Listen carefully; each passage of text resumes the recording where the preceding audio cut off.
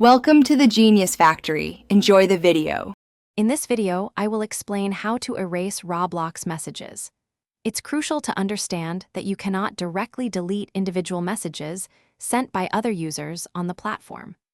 Roblox maintains these message histories for important safety and moderation purposes, ensuring a secure environment for everyone. However, you do have the ability to delete system messages, which are notifications directly from Roblox, helping you to keep your inbox organized and clear of general alerts. One effective way to manage your messages is by archiving conversations. This action moves an entire chat thread out of your primary inbox, making it appear as if it's gone. However, archived messages are not permanently deleted. They are simply hidden and can be accessed again at any time from your archive folder. This is a great tool for keeping your message list tidy. If you wish to remove messages from a specific user and prevent future communication, blocking them is a strong option. When you block someone, their past messages will disappear from your inbox, and they will no longer be able to send you new messages.